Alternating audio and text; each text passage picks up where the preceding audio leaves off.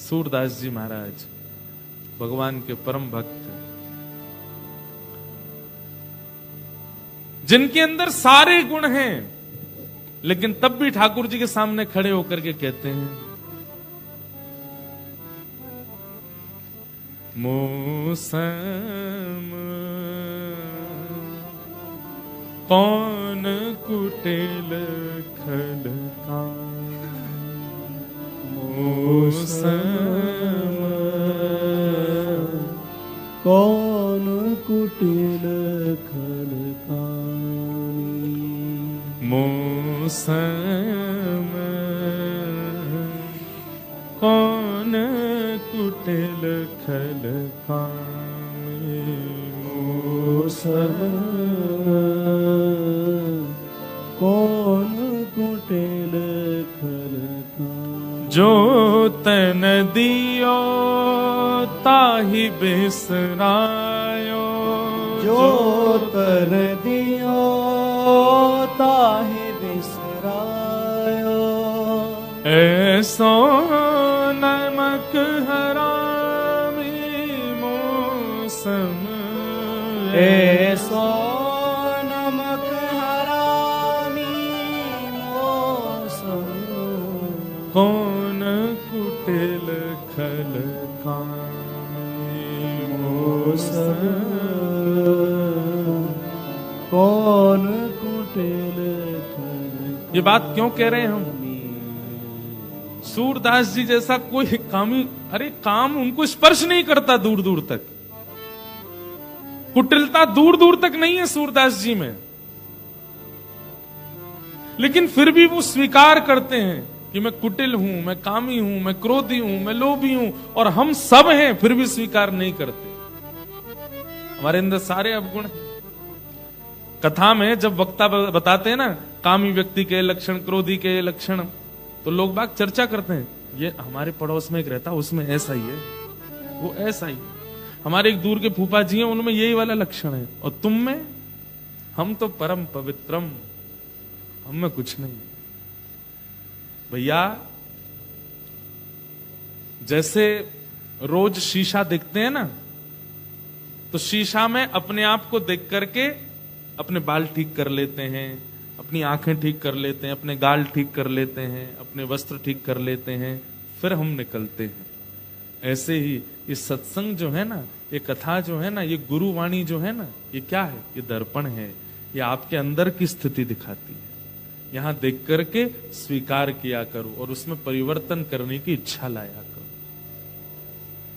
तो हरि प्रिय यदि बनना है, ठाकुर जी का प्रिय यदि बनना है, तो सबसे पहला लक्षण क्या है? धैर्य। किसमें धैर्य नहीं था? मुझे एक नाम बता दीजिए आप कि इसने बिल्कुल धैर्य नहीं था और इसको ठाकुर जी मिल गए। मीराबाई। कितनी प्रतीक्षा की मीराबाई ने, पता है आपको? कल ही मैं बता रहा था सिडनी में, एक दिन प्रतीक्षा करी, 1 महीना, 1 साल, 1 जन्म, 2 जन्म नहीं, 1 युग। कितने? 1 युग। द्वापर में ठाकुर जी ने कहा था कि मैं तुमको मिलूंगा, जब ये माधवी नाम की गोपी थी। और कब जाके मिले ठाकुर जी? कलयुग में, जब ये मीरा बन करके है, तब ठाकुर जी। 1 युग तक ठाकुर जी ने प्रतीक्षा करवाई, और प्रतीक्षा वही कर सकता है जिसमें धैर्य हो। सबरी के गुरु जी चरण दबा रही थी। सबरी अपने गुरुदेव से कहती है कि मुझे सबने तुच्छ ही समझा, मुझे आज तक सबने बुरा भला ही कहा गुरुदेव, तो अब तो मुझे ऐसा लगने लगा है कि जो लोग मेरे बारे में बोलते हैं मैं वैसी ही हूं क्या? मुझे कभी ठाकुर जी नहीं मिलेंगे। गुरुदेव कह गए थे, बोले सबरी तू बस प्रतीक्षा कर, ठाकुर जी मिलेंगे। बंधुओं, कितने साल प्रतीक्षा की सबरी ने। हम आप सब लोग तो प्रतीक्षा ही नहीं कर पाते। इस बार हम एडिलेड नहीं जा पाए। एडिलेड से इतने फोन आए, मेरे को लगता है मेलबर्न, सिडनी, सब जगह के फेल हो जाते, इतने वैष्णव हैं एडिलेड में। एक ज्यादातर सिडनी आ गए, मेलबर्न आ गए लोग कथा सुनने एडिलेड से, तो एक व्यक्ति मुझसे आके बोला, महाराज जी अगले साल आओगे ना? मैंने कहा हाँ देखेंगे गिरधर। अगली साल अगर आप नहीं आए तो मैं वचन ले लूंगा, मैंने क्या आपकी कथा ही सुनना बंद कर दूंगा, क्योंकि सुनेंगे तो तड़पेंगे और आप आओगे नहीं तो। मैंने की भाई तू 1 साल में इतनी हो जाएगी तेरी स्थिति। सबरी को तो छोड़ देने चाहिए थे राम जी। राम जी ने 500 साल लगाए सबरी को दर्शन देने में, और इतने दिन तक हर दिन एवरी डे, 2-3 दिन नहीं, एवरी डे। सबरी का नियम क्या है? रोज जाती है और वन से जाके पुष्प तोड़ के लाती है। हर दिन उस मार्ग को सजाती है जहां से राम जी को आना है। हर दिन खिचड़ी बनाती है, हर दिन हलवा बनाती है, हर दिन रोटी बनाती है, और बना करके सब कुछ तैयारियां करके प्रतीक्षा करती है, आ रहे होंगे। और जैसी संध्या हो जाती है, राम जी नहीं आते, झाड़ू से सारे पुष्पों को बीन लेती है। जो सामग्री बना के लाई उसको संतों में बांटी आती है, कुछ वंचर जीवों को खिला देती है, जो बचता है स्वयं पा लेती है। और फिर रात में सब व्यवस्थित करके आएंगे, कल आएंगे ठाकुर जी, सो जाती है। फिर अगले दिन प्रतीक्षा करती। हम में धैर्य है कहां? आज ठाकुर जी मिलते क्यों नहीं है हम लोगों को? क्योंकि धैर्य नहीं है। अब भी चाहिए। हनुमान चालीसा बोली तो अभी मेरा सिर दर्द ठीक होना चाहिए। अभी अभी मैंने गुरु दीक्षा ली है, मुझ पर अभी ही कृपा होनी चाहिए। भाई हम लोग क्या है, एलोपैथी के इतने ज्यादा अधीन हो गए कि इंजेक्शन लगते ही असर होना चाहिए। तिलक लगा लिया, वृंदावन हुआ है, दर्शन कर आए, अब तो हमारे जीवन में सुखी सुख होना चाहिए, फिर भी दुख आ रहा है।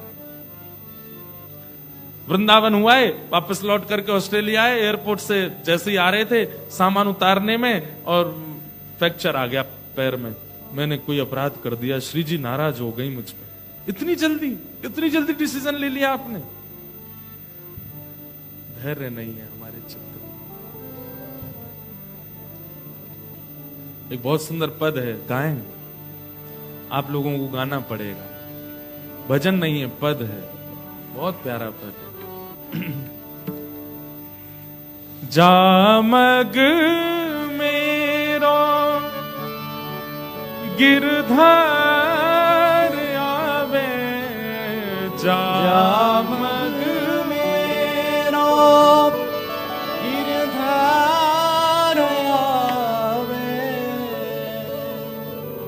पलकन सोमग झाड़ू मेरे, पलकन सोमग झाड़ू।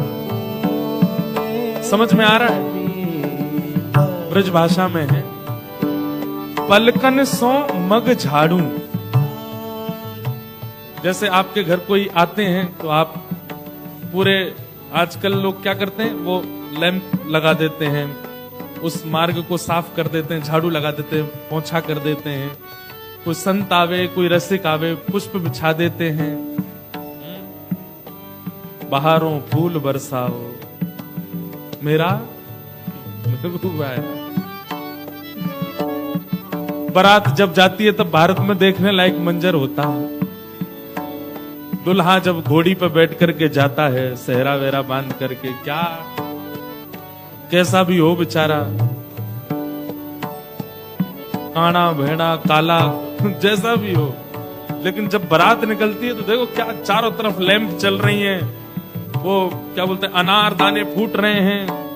उसकी सालियां काले कलूटे जीजाजी के लिए गा रही हैं, खूब बढ़िया बढ़िया, अरे हमारे जीजाजी ऐसे हैं। अब कोई काला व्यक्ति बुरा नहीं मानना, हमारे ठाकुर जी कारे हैं, श्री कृष्ण भी तो कारे हैं। एक बात याद आई, जब रुक्मणी जी का ठाकुर जी से विवाह होना था ना, तो ठाकुर जी तो पहले हरण करके ले गए रुक्मणी जी को। तो रुक्मणी जी ने पहले ही बता दिया था ठाकुर जी को, जब बाद में सुलह हो गई कि नहीं हम बारात लेके आएंगे, विधिवत विवाह करेंगे, ये भागदौड़ करके विवाह नहीं होगा। तो रुक्मणी जी बोली आप बारात लेके कौंडिन्यपुर आ तो जाइएगा, लेकिन कोई उम्मीद मत रखिएगा। क्यों? हमारे कौंडिन्यपुर में आपको कोई पसंद नहीं करता। ठाकुर जी से बोले क्यों? बोले सब मुझे यही बोलते रहते हैं। बोले तुमने कैसे से ब्याह कर रही हो काला। दूसरी बात कहते हो कैसे से ब्याह कर रही हो, 3 जगह से टेढ़ा। अरे भाई कम से कम सुंदर नहीं है तो सीधा साधा तो देख लो, हाथ पांव तो टेढ़े मेढ़े नहीं हो उसके, 3 जगह से टेढ़ा है, पैर भी टेढ़े, कमर भी टेढ़ी, सिर भी टेढ़े हैं नहीं ठाकुर जी, पर उनकी आदत है, खड़े ऐसे ही होते हैं वो। और अंतिम बात रुक्मणी जी कहती हैं, हमारे कौंडिन्यपुर में ये भी कहते हैं कम से कम ये तो देख लेती कि माता पिता एक हों, जो 2 माता जी पिताजी इनके। मुकुट धर सांवरे लाला, 2 बापन के जाए, एक द्वारिका में बसे, दूजे गोकुल राय। एक वसुदेव जी, एक नंद बाबा, एक देवकी मैया, यशोदा मैया। हमारे कौंडिन्यपुर में ये भी कहते हैं कि कैसे से ब्याह कर रही हो, धरती पर नहीं रहता, राजाओं के डर के मारे समुद्र के बीच में नगरी बना के रहता द्वारिका। इसलिए आप उम्मीद मत करिएगा कि आपका बहुत स्वागत होगा कौंडिन्यपुर में। आप अपनी तरफ से बढ़िया बारात लेके आना, पर वहां कोई उम्मीद मत रखिएगा। ठाकुर जी ने सारी बात सुनी, बोले ठीक है हम आ रहे हैं, आप जाओ। रुक्मणी जी वापस कौंडिन्यपुर आ गई, ठाकुर जी बारात लेकर के गए। आज ठाकुर जी एक तो सुंदर हैं ही, अब जिसने नहीं देखा वो बोलता है कि काले हैं, टेढ़े हैं, ऐसे जो देख लेता है फिर वो उन्हीं के गुण गाता है। तो ठाकुर जी आज एक तो हैं सुंदर, ऊपर से दुल्हा बन के गए, सहरा वेरा पहन के गए, तो फिर भी रुक्मणी जी की माता जी ने 2-4 माताओं से कहा, अब देखो अच्छा नहीं लगता, जमाई आ रहे हैं, द्वार पर खड़ी हो जाओ, थोड़ा क्या बोलते हैं उसको जो करते हैं दुल्हा का, नेमचार क्या बोलते हैं उसको, नेकचार वगैरह कुछ करते हैं ना, स्वागत।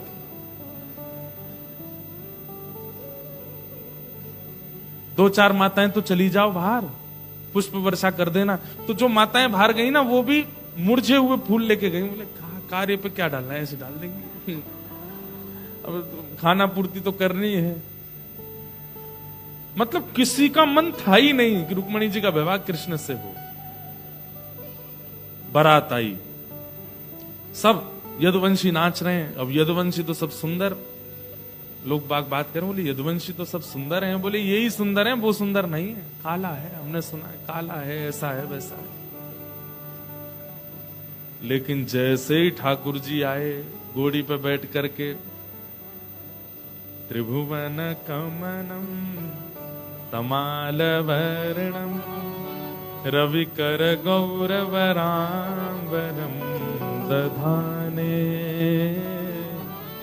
वपुललककुला वृताननाब्जम विजय सखेरतिरस्तु में नवद्या।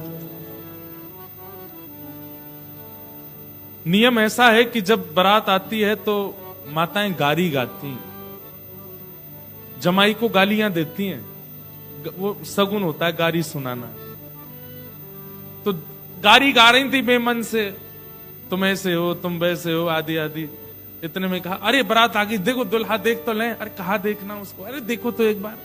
जैसे ही उन्होंने ठाकुर जी को देखा, हमारे ठाकुर जी एक तो सीधे सीधे दिख जाएं तो ठीक भी है, लेकिन ये जबरदस्ती ऐसे मुख करके तिरछी नजर से अगर देखें कटाक्ष नेत्रों से, तो हालत ही खराब हो जाती है। जबरदस्ती उन गोपियों को ऐसे ही देख रहे हैं, जो कौंडिन्यपुर की इनकी सालियां बनने वाली हैं, उनको ऐसे ऐसे करके ये ऐसे कटाक्ष नेत्रों से देखें और ऐसे अपने नेत्रों को घुमावें। बस वो नेत्र देख करके सबकी जीभ पलट गई, और जो गारी ठाकुर जी को देनी थी वो रुक्मणी जी के पिताजी को देने लगी, सब जो जमाई को देनी थी वो ससुर जी को देने लगी। और दौड़ करके सब बस किसी कोई पैर कहीं रख रही है, जा कहीं रही है, बोल कुछ रही है, निकल कुछ रहा है, ऐसी स्थिति सबकी हो गई। और सब दौड़ करके रुक्मणी जी के पास गई। बोले अरे रुक्मणी, तेरे भाग्य की क्या कहा? बोले क्यों? बोले बारात आई, दुल्हा देखे हमने। अरे कौन के ये कारे हैं, कौन के ये ऐसे हैं, कौन के टेढ़े हैं? अरे ये वैसे कारे नहीं है, ये काले हैं तो ये कृपा है हमारे ऊपर, ये गोरे होते तो प्राणी निकल गए होते इनको देख के। ये सीधे नहीं है, ये कृपा है हमारे ऊपर। ये टेढ़े मेढ़े हैं, त्रिभंग बन करके खड़े हैं, ये लचक लचक के चलते हैं, ये कृपा है। अगर ये सीधे चलते तो गले काट काट करके न्योछावर कर देते इनके ऊपर। हमारे ब्रज में कहते हैं, कृष्ण लला तुम होते लली तो गरे कट जाते करोड़न के।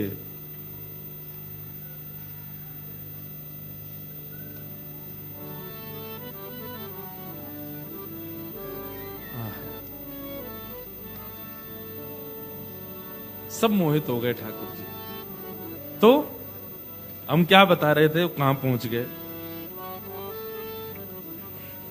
पलकन सोमग झारू मेरे पलकन सोमग झारू मेरी जामग गिरधार आवे जामग मेरो गिरधार आवे। हे जामग मेरो गिरधार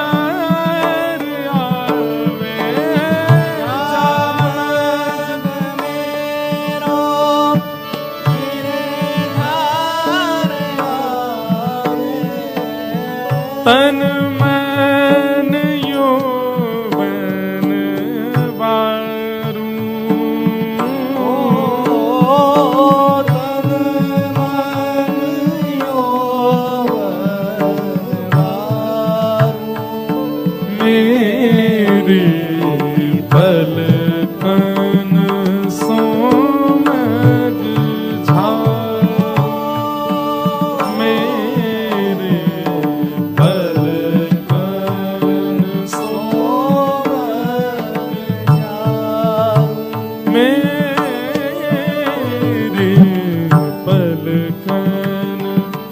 सोमग झारू मेरी पलकन सोमग सेज सवारू चमर डुराऊं सेज सवारू चवर डुराऊं मधुर मधुर स्वर गाऊं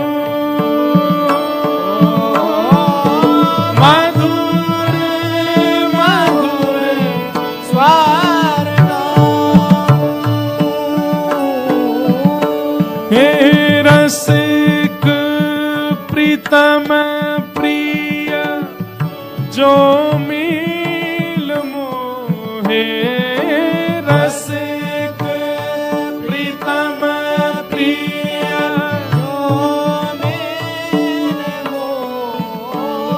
मैं हंस हंस कंठ लगाऊं हंस हंस कंठ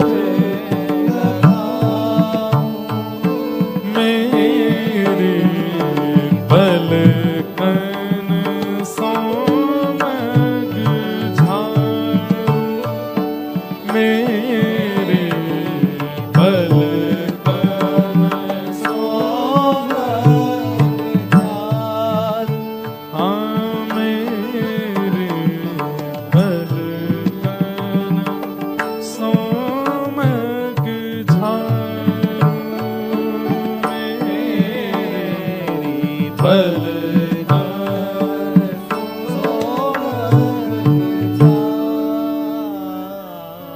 भगवत प्राप्ति के लिए सबसे पहला गहना है धैर्य। हम लोग कहीं जाते हैं ना, बताए हुए निर्धारित समय से 1 घंटा विलंब हो जाता है, तो जिनके यहां जाते हैं वो क्या बोलते हैं, महाराज जी चाय 3 बार चढ़ा दी थी हमने, 2 बार तो हम रोटी बना बना के ठंडी धर दी, हमारे पड़ोसी हैं, वो इतनी बार आके चले गए, हमारे पतिदेव काम से आके चले गए, आप सबरी ने एक बार भी नहीं कहा ठाकुर जी से कि मैं इतने पुष्प बिछा चुकी, मैं इतनी बार हलवा बना चुकी, मैं इतनी बार, ये गिनती नहीं करवाता धैर्यवान व्यक्ति कि मैंने कितना धैर्य रखा। हम सब गिनती कराते हैं, जिससे भी हमारा प्रेम होता है अपने धैर्य की गिनती करवाते हैं। ये धैर्य का लक्षण नहीं है। अरे धैर्यवान व्यक्ति का स्वरूप ऐसा होता है कि वो सह भी लेता है और पता भी नहीं लगने देता, वो धैर्य कहलाता है। गिनती नहीं होती उसमें, शिकायतें नहीं होती उसमें। उसको वह क्षण प्रिय लगता है कि अब ठाकुर जी मिल गए ना, अब पूर्व में जो जो हुआ उसके मैं क्या करूं, उसका मैं क्यों रोऊं ठाकुर जी के आगे कि मैंने क्या क्या किया था। हम लोगों में क्रेडिट लेने की बहुत ज्यादा होड़ है।